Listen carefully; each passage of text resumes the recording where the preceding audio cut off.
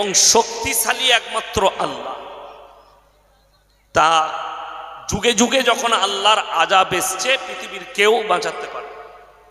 আজকে আমেরিকার জন্য অনেকজন বলছে, মিডিয়ারা বলছে, আমি ভারতের মিডিয়ার, আমি গাড়িতে চলতে চলতে মিডিয়াদের খবর শুনি কোন হারামখোর কি বলছে। অনেক হারামখোর মিডিয়া আছে, মিথ্যাবাদী। तो একজন मीडियावाला बोलছে कि अमेरिका ने अपने घुटने टेक दिया कुदरत की कहर के सामने। বাংলার মিডিয়ারা বলছে হুঁটো গেড়ে দিয়েছে কে? আমেরিকা, কুদরতের বালার কাছে। আমেরিকা অনেক দূরের কথা। যে পৃথিবীর যাকে আল্লাহ জাহান্নামী ঘোষণা করেছেন, কোরআনের লাকির টেনে দিয়েছেন, তার নাম হচ্ছে ফিরাউন। নাম শুনেছেন না শুনেননি? ফিরাউন বলেছিল আলা রাব্বুকুমুল আলা। গোটা মিশরবাসীকে ডেকে তাদেরকে বললে আলা রাব্বুকুমুল আলা, আমি হচ্ছি তোমাদের রব আর আমি শক্তিশালী, তোমাদের যা চাওয়ার আমার কাছে চাইবে। আল্লাহ ফিরাউনের মতো নেমক হারামেরও নিচুড়ে রস বার করে দিয়েছে আল্লাহ। জোরে বলুন সুবহানাল্লাহ। ফিরাউনের রেহাই পাইনি। ফিরাউন হুঁটো গেড়েছে আল্লাহর কাছে। ফিরাউনের হুঁটো গাড়া আলাদা। ফিরাউন যখন বললে আলা রাব্বুকুমুল আলা, মুসা নবী আল্লাহকে বললেন আল্লাহ এই যে খুব বাড়াবাড়ি করছে, এরপর তো নিজেকে আল্লাহই দাবি করেছে, নিজেকে আল্লাহই দাবি করেছে। অনেক অমুসলিম ভাই যারা এসছেন আমার জলসা শুনতে তাদেরকে ওয়েলকাম জানাচ্ছি, স্বাগত জানাচ্ছি। শুনলেন ফিরাউন যখন এই কথা বলল, মুসা আল্লাহকে অভিযোগ করলেন, ইয়া আল্লাহ তুমি কি দেখতে পাও না? তুমি কি দেখছো না এই এত বড় দাবি করছে, নিজেকে আল্লাহই দাবি করছে? আল্লাহ বললে হে আমার মুসা, তুমি কি দেখতে চাও আমি কত শক্তিশালী? আল্লাহ দেখাও। মুসা নবী যখন কথা বলার ইচ্ছা হতো আল্লাহর সঙ্গে, আল্লাহ ডাকতেন পাহাড়ে, তুর পাহাড়ে চলে এসো, আবার পাহাড়ের ওপরে এসো। পাহাড়ের ওপরে গিয়ে সিজদায় পড়তেন মুসা নবী, আর আল্লাহর সঙ্গে কথাপতন হতো। জোরে বলুন সুবহানাল্লাহ। তিনি পয়গম্বর। তো আল্লাহ তাআলা বললে তুমি মজা দেখবে? দেখবে। আল্লাহ তাআলা মিশরে অনাবৃষ্টি দিলেন। কি দিলেন? অনাবৃষ্টি। বৃষ্টি নেই, জমিন ফেটে গেল, মাঠ ফেটে গেল। দেখুন একবার খালি লকডাউন হয়েছে, হয়েছে না হয়নি? সরকার গরিবদের জন্য ভারত সরকার কি দিল? ফ্রি চাল। কোথা থেকে খাবে? রেশন দিচ্ছে না, দেয় না? এখনো ফ্রি দিচ্ছে, রাজ্য সরকার দিচ্ছে ফ্রি। কেন? লকডাউন হয়েছে, মানুষগুলো মারা যাবে। দায়িত্ব সরকারের, গোটা ভারতের মানুষের দায়িত্ব ভারত সরকারের, রাজ্যের মানুষের দায়িত্ব রাজ্য সরকারের, এলাকার মানুষের দায়িত্ব এলাকার নেতাদের, তাদের ভালো মন্দ সব খোঁজ রাখা। তো যখন আল্লাহ অনাবৃষ্টি দিলেন, মিশরে মাটি ফেটে গেল, নীল নদী শুকিয়ে গেল, সমস্ত মিশরবাসী তারা ফিরাউনের রাজ দরবারে এসে হাজিরি দিল। আর ফিরাউনকে বললে হে ফিরাউন, তুমি তো হচ্ছ আমাদের রব, তুমি তো বলেছো আলা রাব্বুকুমুল আলা, বৃষ্টি নেই, মাটি ফেটে গেছে, আমরা মারা যাব অনাহারে, তোমাকে বৃষ্টি বর্ষণ করতে হবে। ফিরাউন মনে মনে দেখলে আমি তো 2 নম্বরই মাল। ফিরাউন আসল আল্লাহ না নকল? নকল। কিন্তু পদ্ধতি বার করল। তাদেরকে বললে তোমরা বাড়ি যাও আর বৃষ্টির জন্য অপেক্ষা করো। ফিরাউন দেখলে বৃষ্টি, সকলে বলুন কার হাতে? কথা বলে না? আল্লাহর হাতে বৃষ্টি। সব কিছু আল্লাহর হাতে, নিয়ন্ত্রণ কন্ট্রোল আল্লাহর হাতে। সুপার পাওয়ার যেই হোক পৃথিবীর, আমেরিকার কাছে 4428টা পরমাণু বোমা আছে, লাচারের মতো দাঁড়িয়ে আছে। বিদেশ থেকে কানাডা পাঠিয়েছে কয়েকটা হেলিকপ্টার, কয়েকটা এরোপ্লেন, পানি ফায়ার মারার জন্যে, আগুন নিভিয়ে উদ্ধার করতে পারেনি, হুঁটো টেকতে হয়েছে কুদরতের বালার কাছে। ওই জন্য আল্লাহ বলেছে আমি মানুষকে, ইনসানকে দুর্বল করেছি। ফিরাউন তার সৈন্যদিকে বলে আমার সঙ্গে চলো, পাহাড়ের কিনারায় গিয়ে গুহায় তোমরা বাইরে অপেক্ষারত থাকো। বাইরে সব সৈন্যরা তার অপেক্ষা করছে। ফিরাউন গুহার মধ্যে প্রবেশ করলো, সিজদায় পড়ে বলছে আল্লাহ তুমি ছাড়া রব নাই, আল্লাহ তুমি একমাত্র মাবুদ। আমি তো নেমক হারাম, নিজেকে আল্লাহ দাবি করেছি, আল্লাহ বৃষ্টি বর্ষণ করো, তা না হলে মিশরের মানুষ অনাহারে মারা যাবে। আমি আজ থেকে আর কোনোদিন নিজেকে আল্লাহ দাবি করব। এই কথা বলার পরে আল্লাহ রাব্বুল আলামিন জিবরিল আমিন ফেরেশতাকে পাঠালেন। এ আমার জিবরিল আমিন, তুমি যাও, কি নিয়ে? কাগজ আর সিয়াই নিয়ে যাও, তার হাতে ধরিয়ে দাও। আর ফিরাউনকে বললে শোনো, আল্লাহর কাছে যে যা চাই সব পায়, তারপরেও যদি নাফরমানি করে তাকে কি করা উচিত? বললে তাকে যেন দরিয়ায় ডুবিয়ে মারা হয়। আমি লিখে দিচ্ছি। ফেরাউন ওখান থেকে বেরোবার আগেই আল্লাহ গোটা মিশরে মুষলধারার বৃষ্টি বর্ষণ করলেন। জোরে বলুন সুবহানাল্লাহ। আমাদের দেশের মুমিন ব্যক্তি বলে আমার দোয়া কবুল হয় না। তুমি দোয়াটা চাইতেই জানো না, দোয়ার পদ্ধতিটা জানো না, যার কারণে তোমার দোয়া কবুল হয় না। বাংলাদেশের একটা চাচা, দেখুন লটারির টিকিট কাটা হারাম না হালাল? হারাম। বাংলাদেশের একজন চাচা মুখে দাঁড়িয়ে আছে, নামাজ পড়ে মোটামুটি, মসজিদে ঢুকেছে লটারির টিকিট কেটে। আল্লাহ গো, আমি একটা লটারি কেটেছি, 1 কোটি পড়ে গেলে জীবনে আর আমি মসজিদ থেকে বেরোবো না। আচ্ছা, এই দোয়াটা চাওয়াটা হারাম না হালাল? হারাম। সে হারাম কাজের জন্য দোয়া চাইছে, তার মানে আল্লাহর কাছে নাফরমানি করছে। এই দোয়া কি কবুল হতে পারে? কবুল হবে না। দিয়ে বলছে আমার দোয়া কবুল হলো না। তুমি হারাম কাজের দোয়া চাইলে কবুল হবে কি করে? ফেরাউন আল্লাহর কাছে ছোট হয়েছে, মাথা নত করেছে। আল্লাহ দেখলে এটাই যদি ওর পরিবর্তনের কারণ হয়, আল্লাহ মুষলধারার বৃষ্টি দিলেন, নীল নদ ভরে গেল, এত বৃষ্টি, চাষাবাদ শুরু হলো। ফেরাউন তার প্রজাদিকে ডাকলে আমার রাজ দরবারে হাজিরি দাও। এরপরে ফেরাউন বলছে তোমরা কি দেখতে পাওনি আমি তোমাদের কেমন রব বৃষ্টি বর্ষণ করলাম? আল্লাহ মুসা নবীকে বললে দেখছিস? সিজদায় পড়ে বললে আল্লাহ আমি ক্ষমা চাইছি। নিজেকে রব বলবো না, আমি যেমনি উদ্ধার করেছি তেমনি আবার বুক চাপড়াতে লাগলো। আমাদের সমাজে অনেক লোক আছে, হসপিটালে ভর্তি হয়েছে কলকাতায়, দিয়ে অপারেশন হয়েছে, বাড়িতে নিয়ে এসছে, একটু সুস্থ আছে। পাড়ার মুসল্লিরা হাজি সাহেবরা দেখা করতে গেছে, সালাম আলাইকুম ভাই, একটু ভালো লাগছে? হ্যাঁ। তো আল্লাহ তোমাকে সুস্থতা দান কর, দোয়া করবেন, আমি আর জীবনে নামাজ ছাড়বো না। কাঁদছে। এরপর দেশি মুরগি আর মাগুর মাছের ঝোল খেয়ে বেশ একটু শক্তিশালী হয়েছে, বলে ভালো হলে আর জীবনে নামাজ ছাড়বো না। 1 বৎসর কেটে গেল, সে এখনো নামাজ ধরেনি। হাজি সাহেবের সাথে বাজারে দেখা, তুমি এখনো নামাজ পড়ছো না? এই সামনের জুম্মা থেকে পড়বো। 2 বৎসর কেটে গেল, হারাম করে সামনের জুম্মা হয় না। এরকম মাল আছে না? নাই। গাদা আছে, ওয়াদা করেছে নামাজ পড়ে না, ভালো হলে এই কাজটা করব, করে না। আল্লাহ বললেন মানুষ করতে করতে আল্লাহকে ডাকে, যখন তারা বিপদে পড়ে আর আমি যখন উদ্ধার করি আবার আমার কথাটাই তারা ভুলে যায়। ফেরাউন সেম, ফেরাউনের দোয়াকে আল্লাহ কবুল করেছেন, মুষলধারার বৃষ্টি দিলেন। যখন সে বললে আমি তোমাদের রব, আমি বৃষ্টি দিয়েছি, আল্লাহ বললেন চান্স শেষ, তার আর চান্স নেই। এরপরে তাকে চিন্তা করতে হবে তার মৃত্যুর জন্য। আল্লাহ রাব্বুল আলামিন মারাত্মক কাহার উতরিয়ে দিলে তার উপরে। কেমন আযাব! সে ছিল সুপার পাওয়ার মিশরের, সেই যুগের সুপার পাওয়ার ছিল ফেরাউন। ফেরাউন যখন মুসা নবীর কওমকে হত্যা করার জন্য বের হলো, আল্লাহ দরিয়াকে দুদিকে ভাগ করে দিলেন। যেমনি মধ্যস্থলে পৌঁছালো তার সৈন্য সামন্ত, আল্লাহ পানিকে বললে তোমরা জোড়া রাখো। পানি জোড়া রাখলো, তার গোটা সৈন্য সামন্ত ফেরাউন সহ দরিয়ার ভেতরে আল্লাহ নীল দরিয়ায় ডুবিয়ে মেরে দিলেন।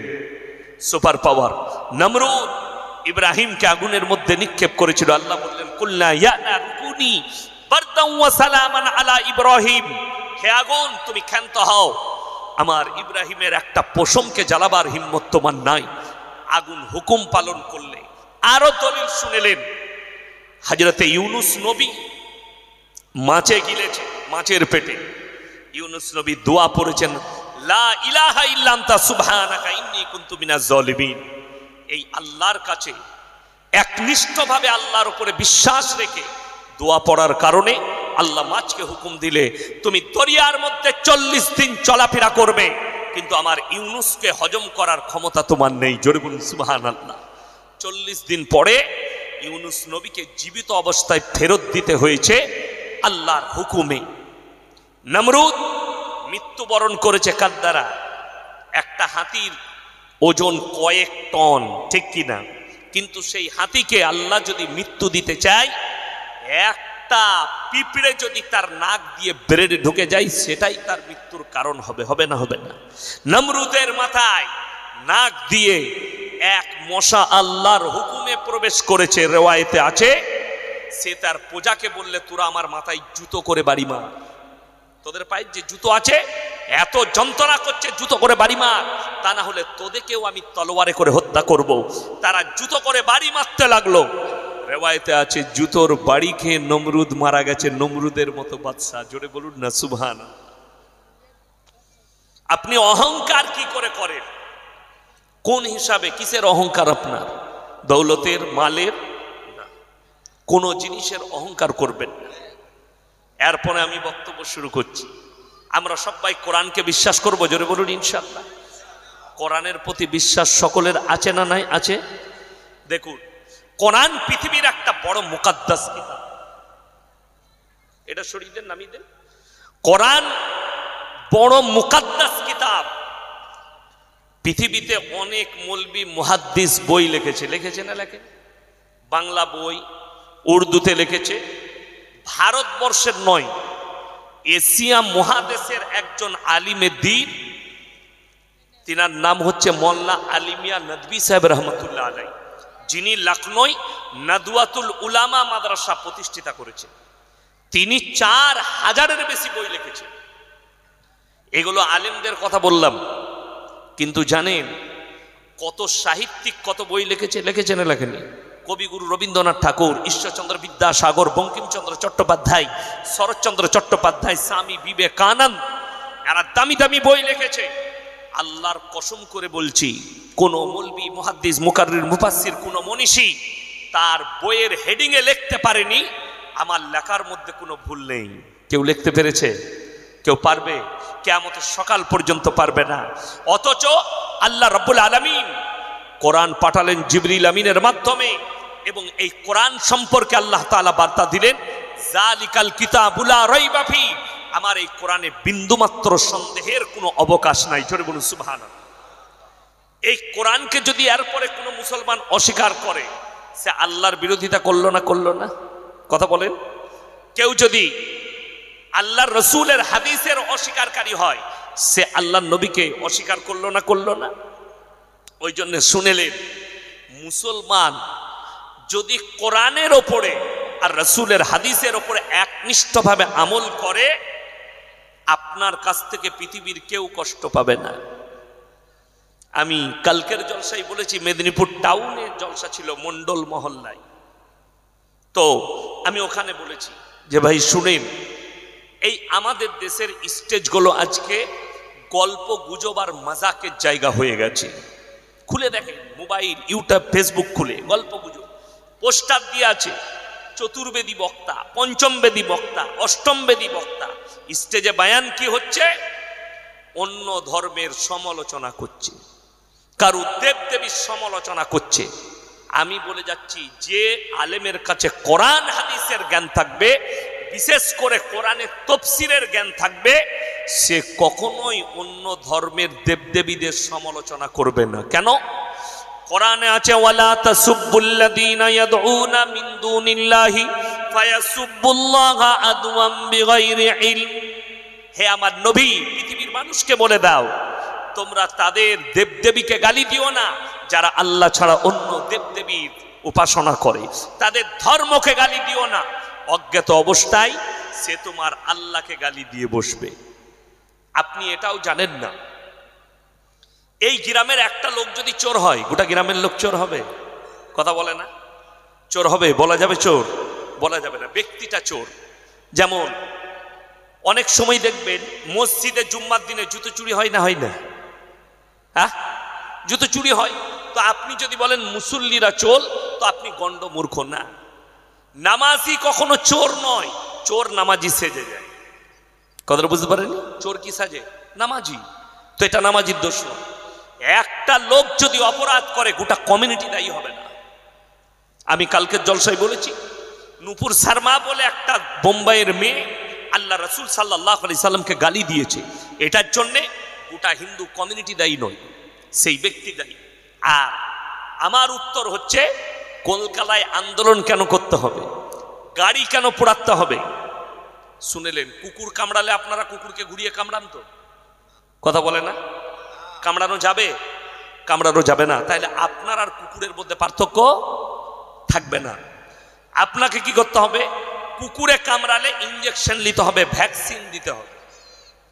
এই নুপুর শর্মার ভ্যাকসিন হচ্ছে আমাদের মতো মৌলবীরা। আমার থেকে দামি ভ্যাকসিন ওর জন্য আর কিছু নাই। আল্লাহর নবীকে গালি দিয়েছে, আপনি হালাল তরিকায় শুদ্ধ তরিকায় উত্তর দেন। কি বলেছে? আল্লাহর নবী 6 বছর বয়সে মা আয়েশা সিদ্দিকা রাদিয়াল্লাহু তাআলা আনহাকে বিবাহ করেছে।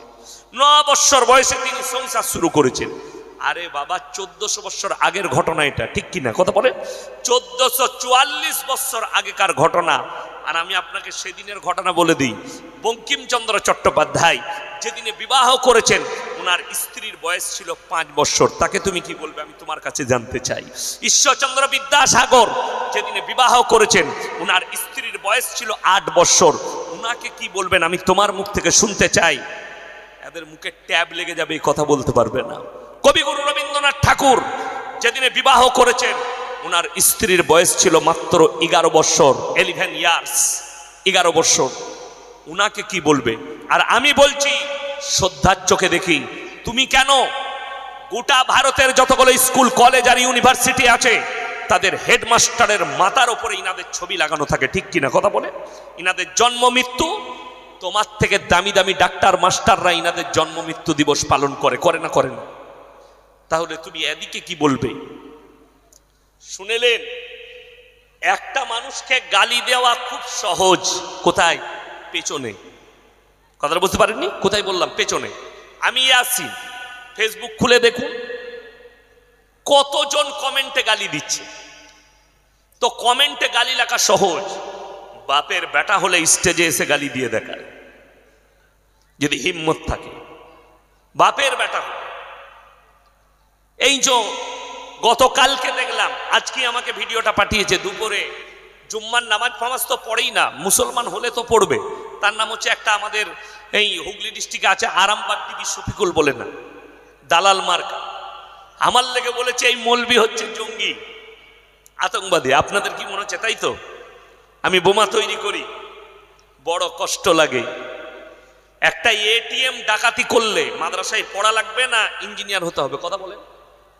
ইঞ্জিনিয়ার হতে হবে, স্কুল কলেজে পড়া হতে হবে। তাহলে জঙ্গি কোথায় তৈরি হয়? মাদ্রাসায়, স্কুল কলেজে। সামালো উত্তর দাও। শুধু তাই নয়, একটা বোমা তৈরি করতে গেলে তাকে ফর্মুলা জানতে হবে, আর ফর্মুলাটা মাদ্রাসায় পড়ানো হয় না, ফর্মুলাটা স্কুল কলেজে পড়ানো হয়। কথা বললে মেপে বুঝে বলবে। এই শফিকুলকে আমি বলেছি, শোনো, আবার বলে দিচ্ছি, 10 মিনিট সময় লব না, তুমি আমার সঙ্গে লাইভে বসো। কলকাতার একটা বাগুইয়াটির মেয়ে, নাম মুসলমান। আমি কালকে বলেছি, ইস ঘর কো আগ লাগি ঘর কি চিরাগ সে। মুসলমান, তোমরা নিজেদের ঘরে নিজেরা আগুন ধরিয়েছ। এই ভারতে যতজন কোরআনকে গালি দিচ্ছে, ইসলামকে গালি দিচ্ছে, পৃথিবীতে একটা অমুসলিম ঘরের নয়, সব মুসলমান ঘরে জন্ম নিয়েছে। একটাও হিন্দু ঘরের নয় ভারতে যতজন গালি দিচ্ছে, একটা হিন্দু ঘরের নয়। কলকাতার বাগুইয়াটির মেয়েটার নাম হচ্ছে নাজিয়া ইলাইখা। আমাকে বলেছিল এই মৌলবীকে পেলে মারবো। আমি বলেছিলাম আমাকে তোকে মারতে হবে না, আমি যদি তোর ওপরে পড়ে যাই তা তুই তলায় চলে যাবে, ঠিক কিনা কথা বলে? আমার 80 কেজি ওজন, তার 35 কেজি ওজন, সে টিকবে? আমাকে বলছে মারবো হুজুরকে। মারো, তোমাদের শক্তি আছে মারবে, কিন্তু আমার আল্লাহ যেদিনে ধরবে পালাবার রাস্তা খুঁজে পাবে না, ঠিক কিনা? এই 2 বছর না 3 বছর আগে দেখছিলাম এই হারাম করে আরামবাগ টিভি শফিকুল তালা মেরে ঘরের ভেতরে বসছিল। পুলিশে বলছে দরজা খুলো, মাথায় চাপ দিয়ে পাছায় লাঠি মেরে থানায় নিয়ে গিয়ে লকআপে ভরেছিল। কেন? মিথ্যা অপপ্রচার করার কারণে। ইয়ার মিথ্যা ছাড়া একটা ওর চ্যানেলে কিচ্ছু নাই। আর ইউটিউব চালায়, নাম রেখেছে আরামবাগ টিভি। একে যারা মুসলমান ভাববে তাদের ঈমান চলে যাবার খাতরা আছে। আমাকে বলছে জঙ্গি। তুমি যদি প্রমাণ করাতে পারো, তুমি প্রশাসনকে বলো, রাজ্য সরকারকে, দিদিকে, এই জঙ্গিটাকে অ্যারেস্ট করে দেখাও এবং আমার জঙ্গি কার্যকলাপ একটা প্রুফ করো। হয় আমার নামে ধর্ষণ কেস দিতে হবে, মিথ্যা। তা না হয় রেপ কেস দিতে হবে, মিথ্যা। তা না হয় গাঁজা কেস দিতে হবে, মিথ্যা। তাছাড়া আল্লাহর কৃপায় একটাও কিচ্ছু সত্য খুঁজে পাবে না। মাদ্রাসায় পড়াই, সমাজের খিদমত করছি, একটু জলসা করছি, ব্যাস। আর সমাজের সেবা করি। আমি কি মানুষ? আমার গলসি থানার লোক বলবে, হিন্দু মুসলিম সবাই বলবে। আমার বন্ধু, আমি যখন বাড়ি থেকে বেরোই, আমার একজন বন্ধু আছে সুনীল দাস, ফুচকা বিক্রি করে। সে কি বলে জানেন? হুজুর জলসায় কোথায় যাচ্ছেন? আমি বললাম 24 পরগনা। একটা বিসমিল্লাহ করে যান। কি ফুচকা দাসদের ছেলে, আমার বন্ধু, ক্লাস ফ্রেন্ড, একই ক্লাসে পড়তাম। সুনীল দাস আমার ক্লোজ বন্ধু, আমার মাদ্রাসার পাশে বাড়ি, কোনো অসুবিধা নেই। আর এ বলছে আমি তো জঙ্গি হলে সে আমাকে ছাড়াই দিত না, ধারে পাশে গেছত না। বড় কষ্ট লাগে। আমার এলাকায় এসো বুঝতে পারবে ইয়াসিনের খিদমত আমি কেমন ভাবে চলাফেরা করি। আমি অনুরোধ করে যাচ্ছি, আপনি বলছেন মুসলমান হয়ে আমি কোরআনকে বিশ্বাস করি, কোরআনের উপরে বিশ্বাস রাখেন, ইমানদারির সঙ্গে বলুন তো, আপনারা এতগুলো মুসলিম ভাই বসে আছেন, সুদ খাওয়া হারাম না হালাল? কথা বলে না? হারাম। তার মানে আপনার এই এলাকায় একটাও সুদখোর নাই। কথা বলে না? আছে তো। কোরআন বলছে ওয়াহাল্লাল্লাহুল বাইয়া ওয়া হাররামার রিবা, হে আমার নবী সুদকে হারাম করেছি আর ব্যবসাকে হালাল করেছি। এরপরে বলুন আল্লাহ তাআলা সুদকে হারাম করলেন, ব্যবসাকে হালাল করলেন। এরপরে যদি কোনো মুসলমান সুদ খায়, সে আল্লাহর সঙ্গে যুদ্ধ ঘোষণা করলো না? করলো না? কথা বলেন। তাহলে সেই লোক আর মুমিন থাকবে? কিন্তু আমাদের দেশের অবস্থা খুব খারাপ। মাতাল মসজিদে ঢুকতে পাই না মদ খেয়ে, গাঁজাখোর গাঁজা খেয়ে মসজিদে ঢুকতে পাই না, কিন্তু সুদখোর আতর লাগিয়ে জুম্মার দিনে মসজিদে নামাজ পড়তে পাই। আমি বললেই খারাপ মৌলবি, তুমি যা বলবে বলো। বড় কষ্ট লাগে। আমি কেন বলছি? আমার কিন্তু চাকরি যাবার ভয় নেই। ভয় আছে আমার চাকরি যাবার? কমিটির লোক যদি এসে বলে সুদ নিয়ে বলবেন না, মদ নিয়ে বলবেন না, গাঁজা নিয়ে বলবেন না, পয়সা ভেকো তামাশা দেখো, নামবো, গাড়ি রেডি আছে, পালিয়ে যাবো, তুই বুঝে দিকে। আবার যেখানে যাবো কালকে মগরাহাটে এই কথাটাই বলবো, নিতে পারলে নিবি, নাহলে আমাকে দাওয়াত দিস না। হক শুনতে হবে। এটা যদি ইমাম বলে, সকালবেলায় মসজিদ কমিটি হারাম করে ইমামকে তাড়িয়ে দেয়। যেহেতু ইমাম হক বলেছে, সুদের বয়ান করেছে, তুমি ইমামকে তাড়াতে পারবে, ইয়াসিনকে স্টেজ থেকে নামাতে পারবে। আল্লাহর কসম করে বলছি, কোরআনের আয়াত তুমি পরিবর্তন করতে পারবে?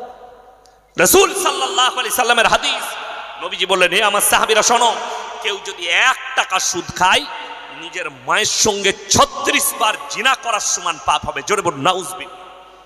এরপর একটা মুসলমান কি করে সুদ খেতে পারে জানেন? বেঈমান কাফের ইহুদিরা তাদের মেহনতে কামিয়াব, আপনি আমি আমাদের মেহনতে নাকাম। যদি বলেন কি করে? এখন তো বেঈমান কাফেররা প্রত্যেকটা মুসলিম বাড়িতে বাড়িতে সুদ ঢুকিয়েছে, ঠিক কি না? যদি বলেন কই, আপনাদের এখানে তাহলে বন্ধন লোন নাই, গ্রুপ লোন নাই? আছে তো। তো গ্রুপ লোনটা কি? 10টা মেয়ে করে গ্রুপ করেছে, তাদের মধ্যে আবার একজন হেড হয়, 9টা মেয়ে তাকে ম্যাডাম বলে ডাকা। সে মনে করেন বিরাট ব্যাপার, এমনি ম্যাডাম হতে পারিনি, সুদ খাবার ম্যাডাম হয়েছে, ঠিক কিনা? এটা মায়েদের একটা মহৎ রোগ। কেন? এরা বলছে, আরে মৌলবীরা বলবে কেন গ্রুপ লোনের ব্যাপারে, বন্ধন লোনের ব্যাপারে? এই মৌলবীরা কি আমাদের সংসার চালাবার টাকা দেয়? আরে নেমো খারাম, তুমি যদি মুমিন হও তোমাকে হক শুনতে হবে, আর রুজির মালিক আল্লাহকে বিশ্বাস করতে হবে। তুমি যদি বলো যে আমার সংসার কি করে চলবে, ওই জন্য গ্রুপ লোন নিচ্ছি, ওই জন্য আমি বন্ধন লোন নিচ্ছি, তুমি ভেবে দেখো তোমার মসজিদে, তোমার গ্রামের মধ্যে সব থেকে কম বেতন হচ্ছে তোমার মসজিদের ইমামের, ঠিক কিনা? কথা বলেন। তাইলে নিশ্চয় আপনাদের গ্রামে ইমাম সাহেবের বউ মনে হয় বন্ধন লোন করে, গ্রুপ লোন করে। কথাটা বুঝতে পেরেছেন না? পারেন করে। লটারির টিকিট কাটা হারাম না হালাল? হারাম। যদি হারাম হয়, আপনাকে আমি আপনাদের বাজারে দেখিয়ে দেবো, মুসলমান লটারি কাটছে, মুসলমান লটারি বিক্রিও করছে। ঠিক বললাম না ভুল বললাম? খোঁজ নেবেন, সকালবেলায় দেখে নেবেন। মুসলমান লটারি বেচছে, লটারি কিনছে, দুটোই করছে। লটারির টিকিট হালাল হলে আমরা মৌলবীরা, যাদিকে আপনারা বেতন দিতে চান না, যাদিকে পয়সা দিতে আপনাদের দ্বিধাবোধ হয়, আমরা সকালবেলায় উঠে আগে প্রথমে 1 ঘর লটারিটাই কাটতাম হালাল হলে।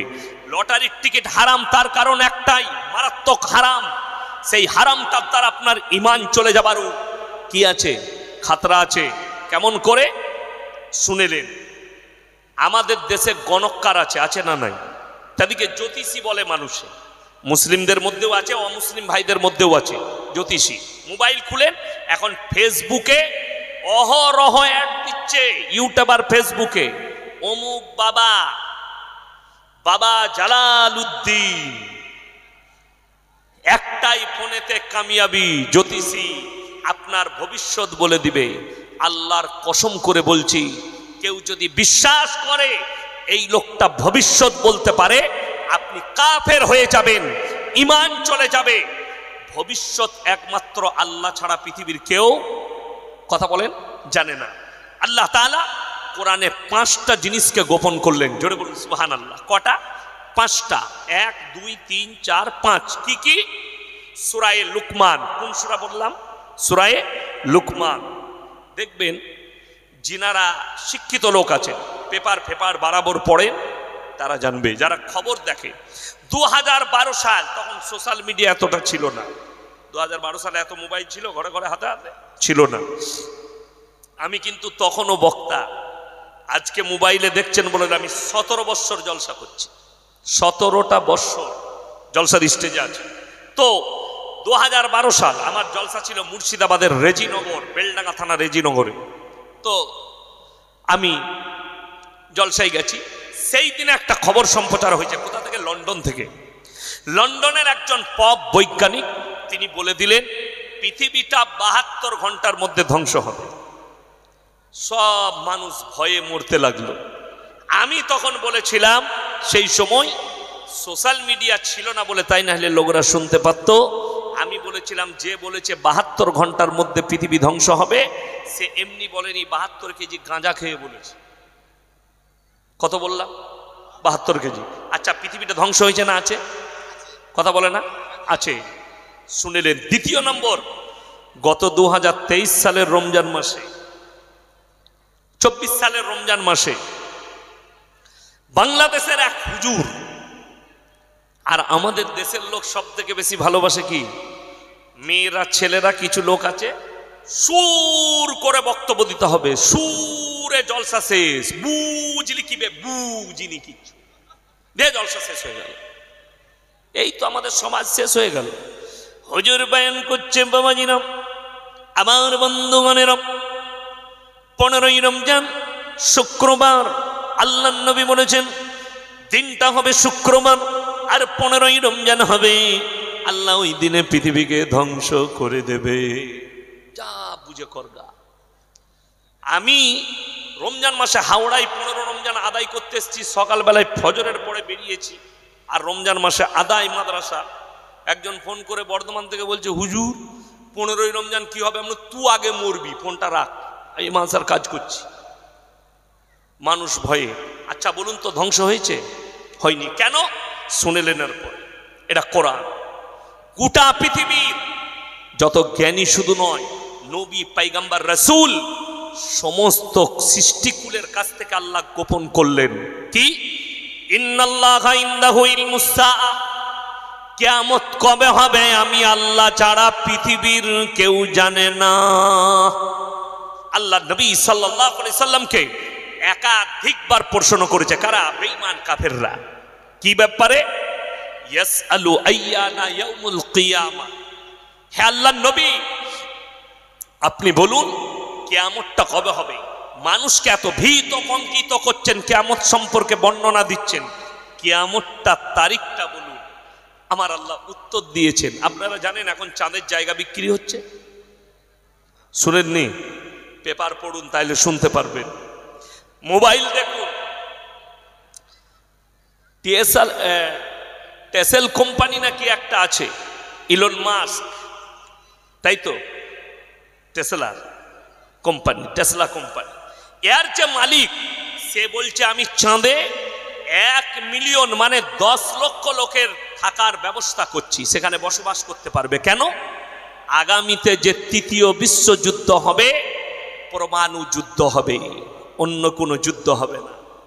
প্রত্যেকটা দেশ তার পরমাণু ভান্ডার সাজাচ্ছে। ইরান এলান করে দিয়েছে আমি পরমাণু ভান্ডার তৈরি করে ফেলেছি, বেশি দূরে নয়। এমনকি পৃথিবীর বিশেষজ্ঞরা সন্দেহ জাগিয়েছেন যে এমনকি পরমাণু অলরেডি তৈরি করে ফেলেছে, পরীক্ষাও করে নিয়েছে। যার কারণে পৃথিবীতে একটা ভূমিকম্প হয়েছে। যখন এই পরমাণু পরীক্ষা হয় কোনো না কোনো দেশে একটা ভূমিকম্প হয়, তার এত পাওয়ার থাকে। যাই হোক, আগামীতে পৃথিবী ধ্বংস হবে। আমি 10 মিলিয়ন মানে দামি দামি লোক, তারা সব চাঁদে পালিয়ে যাবে, তারা চাঁদেতে বসবাস করবে। আমি বলতে চাই এই মূর্খ দিকে যারা চাঁদে পালাবে সে মাল কটার বেশি ক্ষতি। কেন? আমার আল্লাহ বললেন ফাইদা বারিকাল বাসার ওয়া খাসাফাল কমার ওয়া জুমিয়াশ শামসু ওয়াল কমার ইয়াকুলুল ইনসানু ইয়াউমাইদিন আইনাল মাফার কাল্লা লা ওয়াজারা ইলা রাব্বিকা ইয়াউমাইদিনিল মুস্তাকার। হে আমার নবী বলো, ফাইদা বারিকাল বাসার, সেদিন তোমাদের চোখগুলো স্থির হবে। স্থির মানে কি? কোনো একটা আশ্চর্য জিনিস দেখলে আমাদের চোখ দাঁড়িয়ে যায়, দাঁড়াই না? দাঁড়াই না? আপনি সকালবেলায় উঠে বাজারে গেছেন, একটা 20 কিলো ওজনের মাছ দেখলেন, ও আল্লাহ, চোখটা দাঁড়াবে না? দাঁড়াবে না? এই শব্দটাই আমার আল্লাহ ব্যবহার করেছেন, ফাইদা বারিকাল বাসার, তোমাদের চোখগুলো স্থির হবে। ওয়া খাসাফাল কামার, যেদিনে চন্দ্র আলোহীন হবে। ওয়া জুমিয়াশ শামসু ওয়াল কামার, যেদিনে চাঁদ আর সূর্যকে একটা কক্ষপথে একটা রাস্তায় টক্কর খাওয়াবো, পৃথিবীটা তছনছ হবে। যারা চাঁদে থাকবে সেই মালদের কত কষ্ট হবে, তারা ওপর থেকে পড়ে নিচেই যাবে, আর আমরা নিচে থেকে টুক করে তলাই যাব। কথাটা বুঝতে পারেননি? কোরআন এটা, আর কোরআন হচ্ছে সত্য কিতাব। আল্লাহ তছনছ করবেন। কোরআনে একাধিক জায়গায় দলিল দিয়েছেন, ইদা শামসু কুবিরাত ওয়া ইদা নুজুমুন কাদারাত ইদা সামাউন ফাতারাত ওয়া ইদাল কাওয়াকিবুন তাসারাত ওয়া ইদাল বিহারু ফুজ্জিরাত। আসমান আর জমিনকে ফাটিয়ে চৈচাল্লা করে দেব। চন্দ্র তারকা দলি তারা সব টুকরো টুকরো হয়ে যাবে, একে অপরের সঙ্গে টক্কর খাবে, পৃথিবীটা তছনছ হবে। সেই দিনটা হবে কিয়ামতের দিন। আমার মুসলমান ভাই, সবাই নিয়ত করুন হারাম থেকে বাঁচবো। জোরে বলুন ইনশাআল্লাহ। ইমানদারির সঙ্গে বলুন, মদ হারাম না হালাল? হারাম। মদ হারাম শুধু নয়, আল্লাহ রাব্বুল আলামিন কোরআনে বললেন তোমাদের জন্য নেশাগ্রস্ত জিনিস স্পর্শ করা হারাম। কি করা? স্পর্শ করা। অবাক হবেন, আপনি আপনার ধর্মকে যত না ভালোবাসেন, আপনার ধর্মকে একটা অমুসলিম ভাই তার থেকে বেশি রেসপেক্ট করে। আমি প্রমাণ পেয়েছি তার থেকে বেশি। আপনি যদি বারাসাতে চলে যান, এয়ারপোর্টের পাশে বারাসাত, সেইখানে রোড পাবেন 34 নম্বর জাতীয় সড়ক, বকখালি ডালখোলা রোড ধরবেন, একবারই মুর্শিদাবাদের বহরমপুর পার করবেন, একটা মোড়ের নাম আছে পলসন্ডা মোড়, সেখানে পাঞ্জাবিদের একটা দোকান আছে, হোটেল পাপ্পুদা ধাবা। দু ভাই মাথায় পাগড়ি বেঁধে বসে থাকে, মুখে দাড়ি। আমি তার কাছে চা খাই। তার হোটেলে 3টে বোর্ড লাগানো আছে, 3টে বোর্ডই মুসলমানদের ইমান বাঁচানো বোর্ড। নাম্বার 1, মদ পান করা নিষিদ্ধ। নাম্বার 2, মদ বিক্রি নিষিদ্ধ। নাম্বার 3, নো স্মোকিং, এখানে ধূমপান নিষিদ্ধ। আমি তার হোটেলে গেলে পানি কিসে দেয় জানেন? কাঁচের গিলাসে নয়, কাগজের গিলাসে পানি দেয়, তা না হয় প্লাস্টিকের গিলাসে পানি দেয়। আমাকে চা দিলে ভাঁড়ে দেয়, গিলাসে দেয় না। তার কারণ কি জানেন? তারা জানে তারা যে জায়গায় ব্যবসা করছে 75% মুসলমান, আর তারা জানে, এটা বিশ্বাস রাখে মুসলমানদের কাছে মদ স্পর্শ করা হারাম। তাই আমার এখানে মদ ব্যবসা চলবে না। তার হোটেলে ভিড় দেখলে আপনার মাথা খারাপ হয়ে যাবে, অথচ তার হোটেল থেকে 10 কিলোমিটারের মাথায় আমি মুসলিমদের হোটেল দেখাবো, হারামখোর মদও খায়, মদও বিক্রি করছে। এটা মুসলিমদের। আমি আপনার এই থানাটা কি থানা? কুলতলি থানা। এই কুলতলি থানায় প্রমাণ দেবো মুসলমান মদ খায় প্লাস মদ ব্যবসাও করে। ঠিক বললাম না ভুল বললাম? আপনি খুঁজেলেন, অথচ আপনি বলছেন আমি মুসলমান। যে লোকটা মদ হারাম হলো, আর আজকে মুসলমান, আমাদের দেশের মুসলমান মদ কেন ছাড়ে না, রোজা কেন রাখে না, নামাজ কেন পড়ে না? তার কারণ একটাই, এটার জন্য এক শ্রেণীর হুজুর আলেমরা দায়ী। যদি বলেন কেমন করে, কোরআন শুনিয়ে দিই। আপনাদের মনে মনে হবে বর্ধমান জেলা থেকে ইয়াসিন ভাই এসছে, আরে বক্তা এনেছি,